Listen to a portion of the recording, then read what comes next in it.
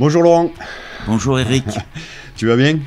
très très bien. Bon, mais Merci. on est heureux de t'accueillir à l'Impact. Donc Laurent Falaise, un homme sympa qui développe pas mal de choses sur la région. Un soutien à la région aussi, qui aime l'entreprise. J'aimerais que tu nous parles de l'Acropole et du Riviera, s'il te plaît. Alors tout d'abord, je tenais encore à remercier l'Impact et ses dirigeants de m'avoir convié ce matin. Si je devais me présenter, je dirais que je suis un entrepreneur et je transpire l'entreprise au quotidien. Je suis né d'une famille d'entrepreneurs et toulonnais. Je commencerai par parler du cluster Riviera Yachting Network parce que mon état d'esprit, c'est d'apporter du collectif, de soutenir les démarches collectives et outre mon investissement pour mon entreprise familiale, je suis convaincu qu'on peut réussir dans les affaires et aussi s'investir dans le collectif parce que ça va de pair. Ça va de pair et je pense qu'aujourd'hui on a vraiment besoin de se serrer les coudes. Je pense que c'est le moment aujourd'hui, on le voit sur l'actualité, on a vraiment besoin de se serrer les coudes. Notre environnement est très changeant, une concurrence qui est plus internationale, avec aussi également l'arrivée du web. On a des millions de questions à se poser et je dirais une démarche collective sur ces thématiques-là et d'autres thématiques qui nous impactent au quotidien est déterminante. Riviera Yachting Network, c'est un réseau de 100 entrepreneurs qui travaillent sur les métiers de la réparation, maintenance et entretien de yachts. Le yachting, c'est une activité, la réparation de ce type de navire qui est assez récente. Je veux dire, c'est une activité de plus de, aujourd'hui, 30 ans. Pourquoi? Parce que le yachting a connu des phases de croissance à 2 chiffres depuis plus de 20 ans. Et on est parti, quand on parlait de yachting, on parlait de bateaux de plus de 24 mètres. Aujourd'hui, on parle de grand yachting ou de haute plaisance.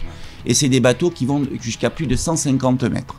Donc, il y a toute une déclinaison réglementaire, toute une déclinaison au niveau de sécurité du travail, d'environnement, de rejet, qui fait qu'il fallait qu'on construise ensemble avec les acteurs un cahier des charges pour qu'on travaille dans la transparence, mais aussi dans un confort et avec de la sécurité. Aujourd'hui, la transparence, c'est quand même quelque chose d'important. Même dans ce milieu-là où il y a un pouvoir d'achat conséquent, c'est les acteurs que nous sommes et nos clients demandent à chaque devis des justificatifs, des compétences qui font que on peut plus se permettre de faire des devis à l'emporte-pièce. Ça, c'était peut-être avant.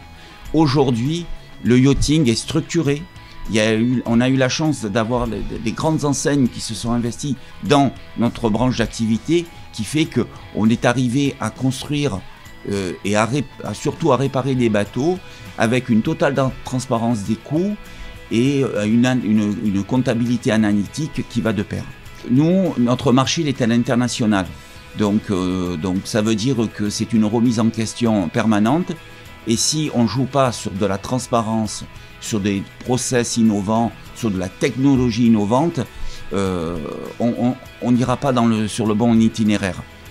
Voilà, parce que ces gens-là, s'ils en sont à ce pouvoir d'achat, ces capitaines d'industrie qui sont nos clients, il ne faut pas les prendre pour des imbéciles. Tout à fait. Aujourd'hui, on a des forces dans le Var, dont une qui s'appelle l'UPV. C'est l'Union patronale du Var. C'est une union qui rassemble plus de 19 familles interprofessionnelles qui, en fait, a été créée il y a plus de 80 ans maintenant pour défendre les intérêts des patrons. Ça doit être une ADN forte de revendication syndicale patronale. Est-ce que l'UPV peut intervenir auprès des entreprises et doit intervenir? Alors l'UPV se doit d'intervenir.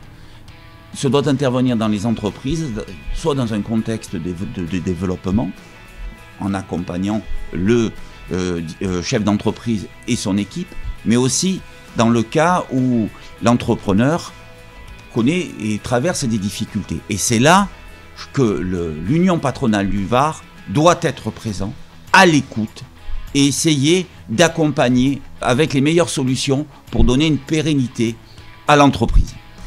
Est-ce que l'UPV doit se remettre en question? L'UPV doit se remettre en question comme chaque entrepreneur, comme chaque entreprise, au vu de ce monde mouvant, comme on peut dire, changeant. L'Union patronale du Var doit se poser les bonnes questions. C'est pourquoi je me présente aux élections de la présidence de l'Union patronale du Var en juin 2019.